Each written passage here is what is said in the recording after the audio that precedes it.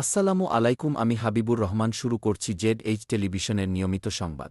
প্রতিষ্ঠানের শিক্ষার্থী, সহকর্মী, শিক্ষকবৃন্দ ও হাজারো মানুষের চোখের জলে শেষ বিদায় নিলেন VIP Sadat Hossain technical school and কৃষি কলেজের শিক্ষক আমিরুল ইসলাম।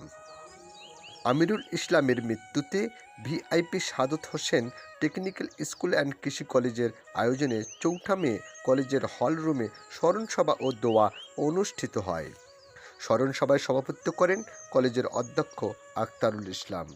স্মৃতিচারণমূলক বক্তব্য রাখেন কলেজের শিক্ষক ANM শামসুজ্জামান, মতিউল আলম মানিক, সঞ্জয় কুমার রায়, আমিরুল ইসলাম, আরিফুল ইসলাম, আফরিন আক্তার, লাইজু আক্তার, ফরহাদ আহমেদ, শামপুর আদর্শ বিদ্যানিকেতনের সাবেক অধ্যক্ষ আব্দুর রাজ্জাক সহ অন্যান্য শিক্ষক কর্মচারীবৃন্দ।